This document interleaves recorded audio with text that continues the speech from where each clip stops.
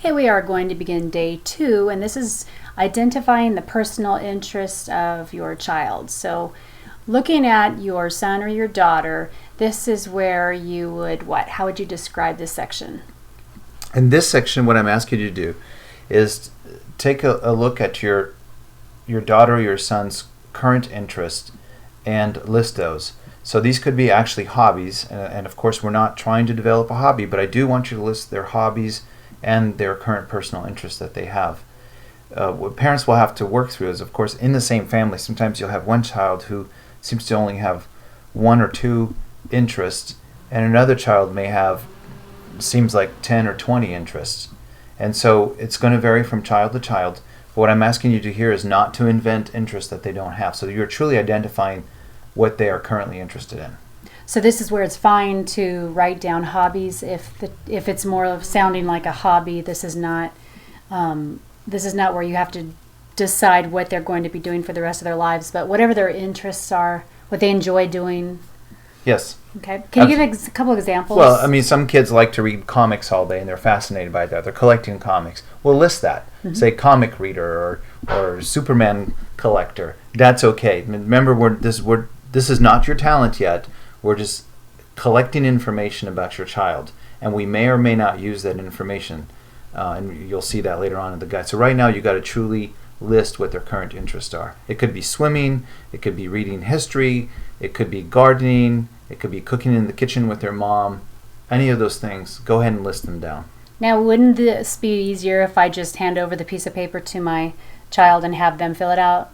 No, actually, if you hand this over to your child, they'll probably fail on this exercise, and you're thinking, well, how is that possible? They're the ones who know their personal interest. Well, I would disagree. As a matter of fact, a lot of kids are into something, but they have a difficult time expressing what it is that attracts them to that interest. And usually as a parent, you know that.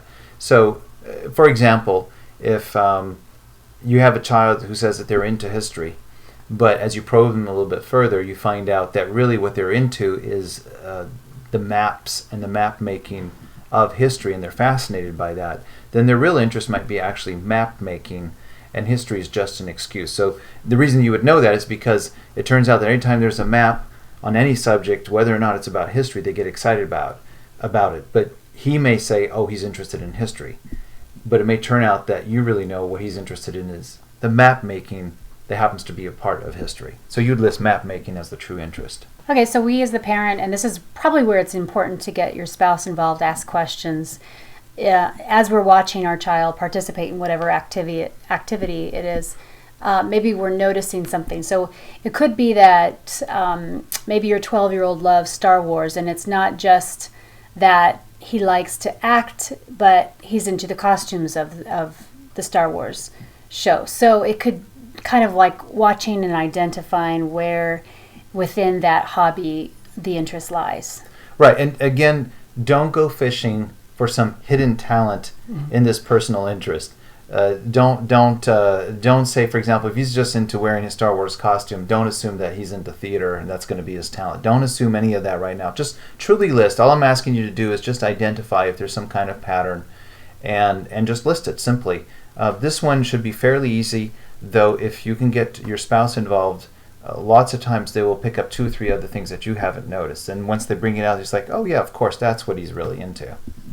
Is there a certain number I should be shooting for on my list? Like, should I go for at least 10? Do I go for 20? What if they have so many interests that I could write a book on it? Well, if they have that many interests, yes, you can write a book on it. It is true in this particular exercise, it's going to vary wildly between one child and another, sometimes even inside the same family. So one child may just have one interest, and another child may have half a dozen interests. And of course, you'd be worried for a talent because you're thinking, oh my goodness, if we're going to build a talent with just one interest, we're not going to go very far. And on the other hand, the child who's got 10, 12 interests, you're like, he's going to be so splattered in his focus and in his energy, he's not going to make progress in anything. And you're right to believe that too. Don't worry about it. Just list them down and expect that one child may have just 1 or 2 interests and another have a half a dozen. Okay, this might be a good time also, since you mentioned that, to this is in Appendix B where you would find the worksheet, And you're saying that maybe if we have multiple children that we're filling this workshop out for, we should just print extra of those worksheets, one per child then. Right, yeah, because it is true in one of the future exercises, if you're doing this for multiple children, you only have to fill out one, because like in the family goals, you're in one family, so there'd only be one exercise to do for all of the children. But of course, in the personal exercises, you will have to print a separate sheet. I did have one time somebody sent me in their sheets, and I realized they put all the children on the same personal interest sheet, which of course doesn't make any sense at all. Once I probed a little bit further, they disclosed that yes, child A was very different from child B, but they had merged it all together. I think the reason why they did that at first is they thought ideally this is what they would want all their children to have in the same interest, but I'm not asking you to list the ideal, simply the reality of what your child is currently into right now. Okay, that should sum this up. And so now it's time for you to go and take out that worksheet and start filling it out. And does the child add his own or her own interest there? Do you want them to participate in this one at all, or if they're older children and they're fairly articulate and self-aware and self-analyzing, then yeah, actually have them add to it. But if they're younger, don't even bother. Just go with your gut instinct here.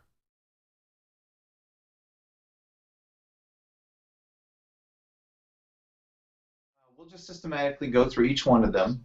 Okay. And the first one is the personal interest exercise, which is probably, in my opinion, the easiest one to do in the beginning. And just to remind me, how old is your daughter that we're doing this for? She will be 15 in just a few days. Oh, she's going to be 15. All right, great. What a great age. I have one child who's 14, and he's going to be 15 this summer. And the other one seems like he just turned 15. He's 16, and this is a really fun age to be in. It is. Yeah, really fun. I knew it would be fun, but I didn't think it would be this much fun. Yeah, it gets better and better. I'm enjoying it very much. So do you want me just to read the things that I wrote down?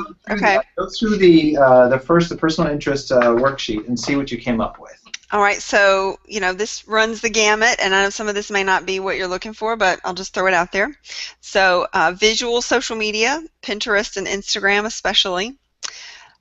She loves psychology. She's very interested in understanding why people do the things they do, how they tick, and she reads on that on her own. Art is a huge interest, especially drawing and sculpture. And she does art in her own free time, so I know that's a huge interest. She's very interested in travel, although, being a kid, she can't travel on her own yet, but she's extremely interested in travel. She grew up traveling, so it's natural that would be part of her life. And tied to that, foreign culture, foreign language, the whole gamut of travel. And then maybe it's just a teenage girl thing, I don't know, but she is very into what she calls fandoms, these television show series, like science fiction, like Doctor Who, or that's just a pure recreational interest as far as I can tell, but I thought maybe you might have some thoughts on those kind of things. So I throw it out there. Oh my goodness, you got a fantastic list to work from here. And that's interesting, because the personal interest one, that one seems to vary the most from family to family, and it can go from one extreme where the list is even twice as long as what you have, but it's not focused. The parent will say, my kid is interested in everything, but we can't seem to get into depth into anything. Or the other extreme is, my son seems to have no interest at all on anything. So it ranges from one extreme to the next. But actually, you have a really nice list, and obviously, even with the personal things going on, there's definitely the art thing going on from a personal interest point of view, which is really clear. And then, in addition to that, it sounds like you've got something else going on with the whole foreign culture aspect tied with your travel. Mm-hmm. And then the other one, which I think actually that's very promising, and I think later on the exercises that'll come back up, is the fandom. Really? Fandom part, yeah. And I think that will be exciting to see how we can tie that in later. Well, I almost didn't write it down, and I almost didn't tell you because I thought it seemed silly, but I thought, well, I'll just throw everything out and see what you come up with. No, well, I might as well tell you right now. I think what's exciting about that last one with the fandom, and it's going to tie in a little bit later about making a talent, the goal for a talent is you're going to want it to be valuable to others. So one of the big things that in the talent guide that I mentioned is that you don't want to fall into the trap of developing a hobby long term, because the problem with a hobby, I'm not totally against hobbies. Some of my kids have hobbies too in addition to talents, but you have to be realistic and see them as consumption items, as something personal that you're doing for yourself to maybe relax, and it has no production value, but not to treat it with the same respect and the same, maybe not the word respect is the correct word, but with the same intensity of time and money, because a lot of times what people do is they'll get all excited about a hobby, and then when they turn 18 or 19, they'll look back and their best years will have been when they're in high school. And you don't want that, because usually they wind up spending tons of time, like basketball for example, and then as soon as a young man needs to go out there and make money, basketball is done. They never play it again, maybe except when they're 30. It has no purpose unless they become professional, but that's a different story. So with regards to fandom, what I like about that, and when you mentioned Doctor Who, and I knew exactly what you meant.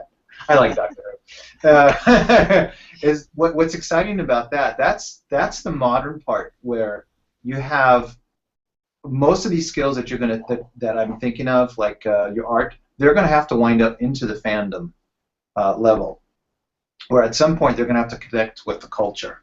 And right now, the culture is connecting through social media or fandom, which is really an extension of that, to being able to communicate and put out information. So I don't think this is totally out of place. So that'll be interesting. Now, when you were working through this list, did you have to, she's 15, so she's probably going to be pretty articulate as to what she understands her personal interest to be. But did you run across any issues where you had to modify what she thought was her talent to something that was more realistic? You know, I have to confess, I didn't ask her about this. I didn't do that part of the... That was one thing I wasn't crystal clear on. I wasn't sure, was I supposed to ask her at that step, or was I supposed to go through the whole thing and then talk to her at the end? So I'm sorry. No, there's nothing to be sorry about. Actually, I recommend in the guide that this is really done by the parent, not the child. And one of the reasons for that is often a younger person is going to be either overestimate what their personal interests are, so they can't quite articulate what it is, or they'll underestimate and come back, I have no interest. So it's really up to, that's why I encourage parents, they really have an insight into the child. I think that's a big advantage. So one of the examples I give, the fictional example was, a kid says he's into wanting to race cars. But you know him, and it turns out really what he's interested in is taking apart motors.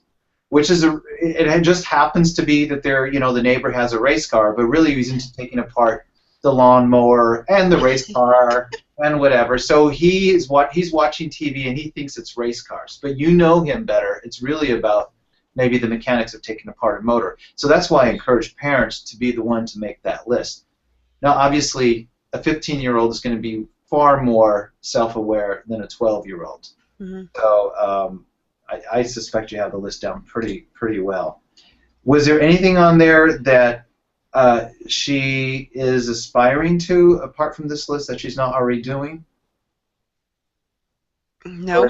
That's pretty complete. Okay. Yep. She definitely vacillates between a few of these things, but those are the main things she considers for long-term, life's work. All right, great. So what we're going to do is we're going to go on to